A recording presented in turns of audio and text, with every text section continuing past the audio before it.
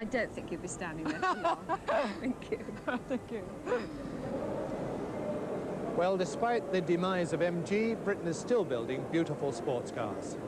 TVR are one of the most successful companies in this field, building about 6 cars a week up in Blackpool. And today, TVR announces 3 new versions of their Tasman sports car. There's this convertible, there's the 2+2 with minimal seats for 2 children, and all the cars now have an automatic gearbox available.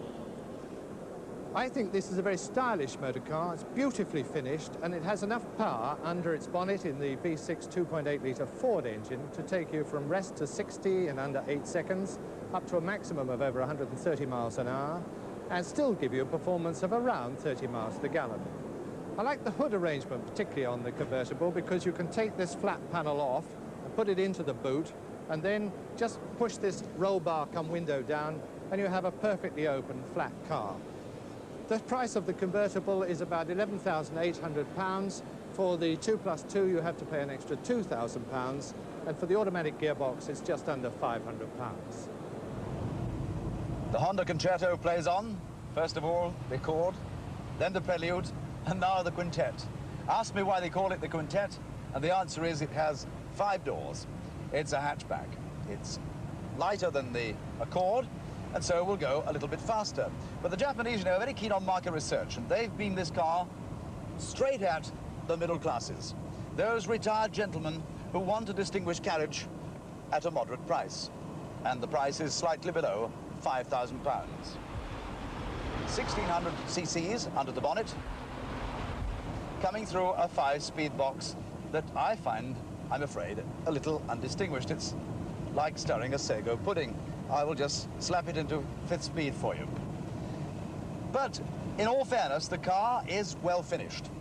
They've done the homework, these fellas over there, and it's the gadgetry that really hits you straight between the eyes. There's a little lever here that you can turn to raise or lower the headlights. Everything is fingertip control. Here's the open and shut sunshine roof, just like that. Not even winding with a great big lever, all at fingertip. On the fascia is a little check to find out if you've got any brakes. And we press again just to make sure all the doors are shut. Well, as a package, I'm afraid it doesn't really appeal to me, but I'm quite sure that there are 1 or 2 retired accountants and bank managers who will relish this car and think it's a wonderful machine.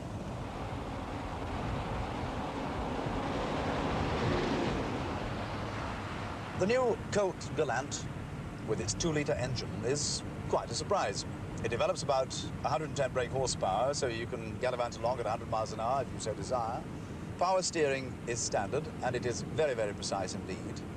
The gearbox has 5 speeds in it. Now let's have a look around us at some of the extras on other cars, but which are standard in this one. For a start, we've radio and stereo, gadgets to adjust the seat, and a small gadget here on my seat that I value quite highly, because you turn the handle here and a small pad comes out from the back and it just nestles right there where you need it most. All in all, the Colt Galant, not a bad package, and you get a penny change out of £6,000.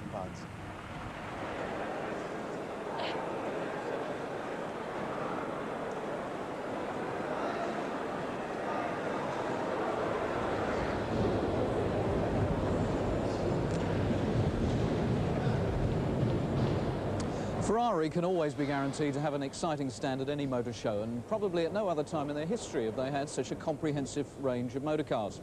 And here's the latest edition. It's the Mondial. It's got a V8 engine mounted amidships. It's very much a 2+2, very plush inside. It'll do over 140 miles an hour. 0 to 60 time is quoted just over 7 seconds, and economy, well, somewhere between about 19 and 22 to the gallon. It'll cost you over £24,000. A nice motor. Well, from a fast car to a gentleman who's very much used to driving fast. Jackie, for someone who's spent his life with cars, safety is obviously so important to you, but I understand you have a particular interest in safety being taught to children at a very young age. Well, for me, I think we have to think not of necessarily today. What we can do today, of course, are many things, but I think what's most important is what we can do tomorrow, for tomorrow's generation. of highway users. And the only way we can do that, I believe, is through the young people of this country. And it's not even a problem of Britain. It's a global problem because we all use cars. But I do feel very strongly that we have to prepare that next generation in a more positive way than we've been prepared. Because as a generation of highway users, we're a disaster. We're killing more and more people every year. I mean, have you any ideas as to how this could be done? Because I understand it is done in some countries. Well, it's being attempted to be done, but not really across the board in any country in the world right now. What I believe sincerely is that we have to incorporate into the normal school curriculum highway education from the age of 6 right until the time children leave school. That's the only way that we can prepare them mentally and physically to be able to handle the sort of hazards that daily life will bring to them when they grow up, because the highway is still going to be the most hazardous thing that they're going to be exposed to. There's lots of things we can do today, like putting children in the back seat, as they do, for example, in Switzerland. We can have compulsory wearing of seat belts. We can have more severe penalties for drunk driving. All of those things can be done. I call them, in a way, corrective medicine. But what I would like to instigate is preventive medicine. And the only way we can do that, in my opinion, is through education. And it has to be with young people. There's this great saying, you can't teach old dogs new tricks. I think in this case, it's right. But is there anything you particularly feel you could do to help promote this well, safety I think of children? Because I was so interested in safety as a racing driver, it was an obvious extension when I retired from racing to take an interest in highway safety, normal road driving. And I think young people are a good market for me because they know that I risked my life, they know that I extended myself in danger, and I think they perhaps can listen to me a little more easily than they could a chief of police or a professor of safety. All with dreams of being future Jackie Stewarts. Well, as long as they do it carefully. Thank you very much.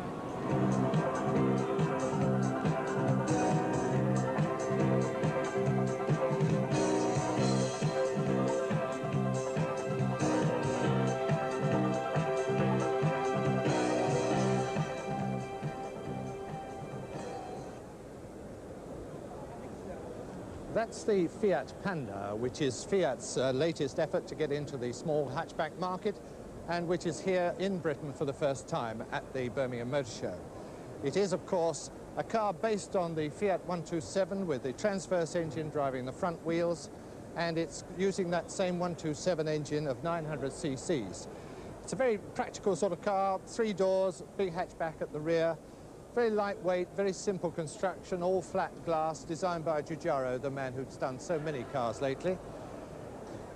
It's going to be very popular, I think, on the continent. I'm not quite so sure about here because it's up against cars like our own Mini Metro. This one, in fact, if it were in Britain today, would be selling at about £3,100, which is the price of the cheapest Metro in the range. But also very practical because of its narrow seats and the practicality of folding the rear seats. It won't, in fact, come to Britain until the middle of next year when it'll be first made in right-hand drive form. Then I think it might find the competition from our own products and also cars like the Fiesta a little bit tough for it, but we'll see. The Renault Fuego, Fuego meaning fire in Spanish, and this is the first Fuego in the country with right-hand drive. It comes with a choice of 4 engines from 1400 cc's to 3 litres. This is the 2-litre GTX, and it weighs in at about 6,600 pounds. What do you get for your money? Well, undeniably, the car is very, very smart indeed. Under the bonnet, the 2-litre alloy engine develops about 110 brake horsepower and will propel you at a maximum speed of round about 118 miles an hour. On the road, the Renault handles exactly as you would expect it to. It's tight, it's precise, exactly like a front-wheel drive car should handle. Everything, though, in here is well designed. We've got 5 speeds in the box, we've got electric windows, there's a good readout here on the instruments. You can adjust the steering wheel to suit yourself, you adjust the seat for up and down and fore and aft. Perhaps the most significant feature about this Renault, there is so much glass about it that you feel light and airy. The sort of car you could jump into and go for a real grand tour. Well, Smiths Industries are the suppliers of many of the instruments you find on British cars, and here on their stand they have some very interesting examples of the sort of thing we're going to see in the future. Actually, you can already buy this computer unit, which is the onboard computer style, developed from the one they're already making for the Mini Metro. And it has quite a lot of functions there. You can go along, change from time to fuel economy, how far you've got to go, even hold the figures if you want to while you have a break and then go on from there. And that one is already available at something under £150 with all its sensors, the whole kit. This one here is really the shape of instruments to come, because it's the combination of digital figures there with analog displays here on an electroluminescent display, which is really the way Smiths think instruments are going. Here you can get your movement up and down of a voltmeter in this case, or a tachometer, as well as your clock. And that will be available soon, in the early 80s anyway, and they're both coming from Smiths to our British cars soon. Pat, the motor show wouldn't be complete without pretty girls sitting on cars. You're going up and down in an Allegro for 14 days. Do you find it tiring or boring? No, not at all. In fact, I'm doing 2 cars. I'm doing the Rover as well. Oh, you got the posh one as well? Yes. Were you here 2 years ago when it was the NEC? Yes, yes, I had a quite interesting job. I was Lady Godiva with the red rum. You were Lady Godiva on red rum? Yes, well, I was supposed to sit on him, but he didn't like the lights. He kept prancing about. Well, walking around this show, you never know who you'll meet. And my guest now, what more could I say than what do you think of the show so far? Excellent up to now. You thought I was going to say rubbish there, didn't you? No, it's excellent. It really is. What are you doing with that dish rag They round told me your to neck? put this on. I can't get that off. That's the trouble. I've rubbed everywhere and I can't get it off. Sad, really. No, what do you really think of the show so far? Well, as I say, it's absolutely marvellous. There's so many cars here. Really? I didn't expect so many cars. Didn't you? No. What did you expect? I thought it was the boat show. That's down the other end. Oh, is it? Oh. Well, I brought that dinghy for nothing. No, there's a lake outside. Is there? Yes, yes, Oh. yes. I'll Now- see you in the boat then, later on. Righto. Don't tell them all. God, you're stronger than you look. So sorry, Eric. That's all right. Huh. Now, Eric, if you've had a chance to look around the show, what would you most like to take home with you? Well, it's not what I'm most like to take home, it's what I've got to take home because I brought the wife. No, can I rephrase that? My goodness, you're an interviewer's nightmare.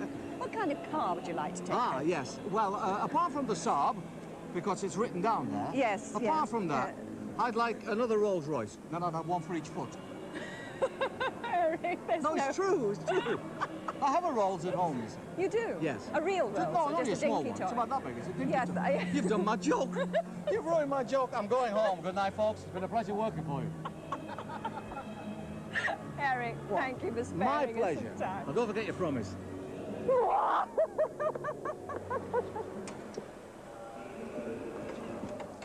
Well, in this programme, we've talked an awful lot about comfort for the car driver. Here's comfort for the truck driver.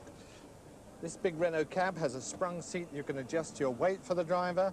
It has all sorts of facilities here. It has air conditioning. It has television up the top there that the man can watch when he's lying in his bunk. Double bunks. Even down under here, a special double ring gas stove and sink unit with its own water supply. A fridge at the back there. Special heating so that if you're stopping overnight in a cold climate and keep the cab warm. Even curtains to shut it right off, so it's perfectly private and restricted. And of course, it does cost a bit extra. This truck as a whole unit costs £40,000, so these few extras to look after the driver's comforts come with it nicely.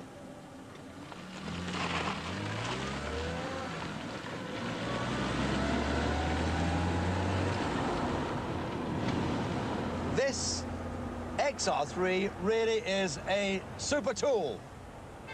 Under the bonnet, we've got the brand new Ford CVH engine.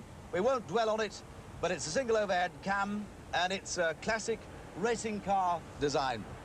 It's got an alloy head, 5-bearing crank, 96 brake horsepower at 6,000 revs. It'll shoot from 0 to 60 in a time of 8.6 seconds, and the maximum speed will be something like 130 miles an hour. We're dawdling along to give you the benefit, but to appreciate it, you really have to drive it, flat out.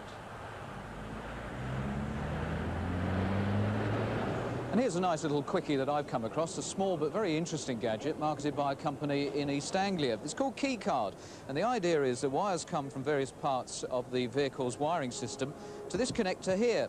And by removing the keycard, which is in effect a printed circuit, you cut off the system, and at any one time you will break 4 parts of the circuit, and therefore you could immobilise the vehicle.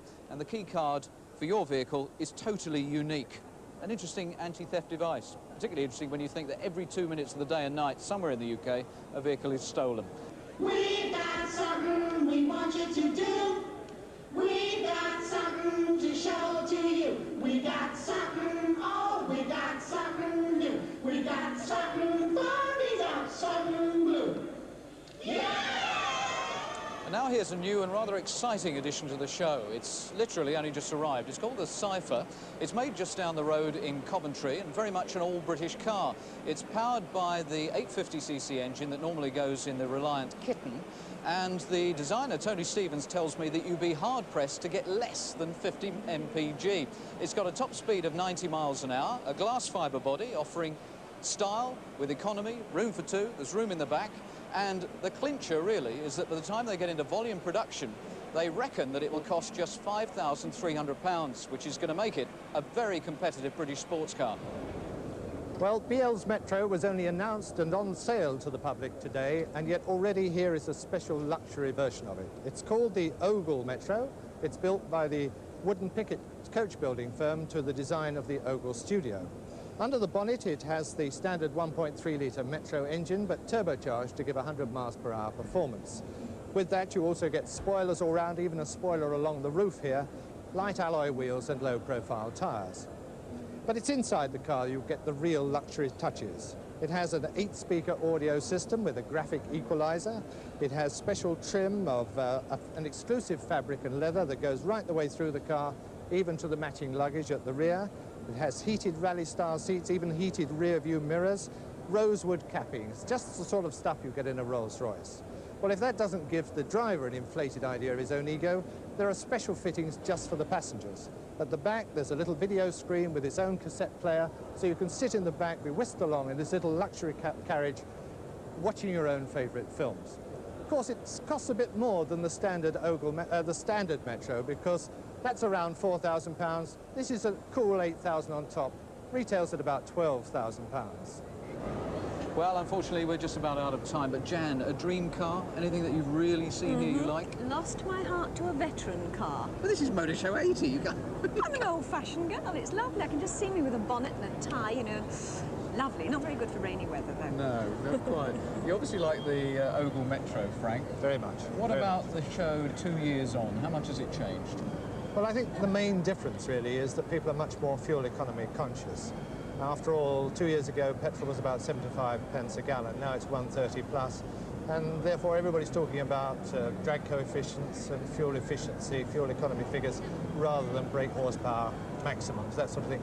The emphasis has changed right through the show. Right, Frank, Jan, thank you very much indeed. We've certainly been promised that the organisation here has been really sharpened up, promising you a great day out. If you come to the NEC, have fun with Motor Show 80. Good night.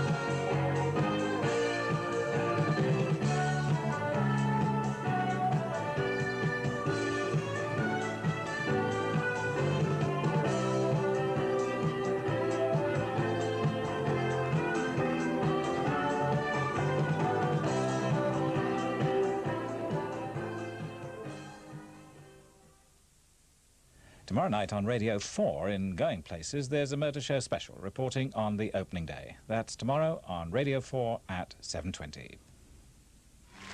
17 million people join in the fun each week, just part of BBC Television's midweek entertainment for less than 10p a day.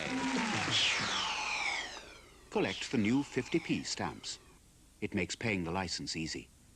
Are you playing the game?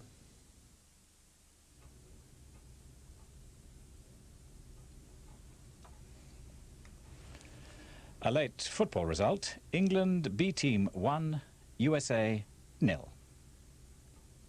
Now BBC One begins a new series in celebration of the British arts, Best of British. Tonight's programme features Elton John.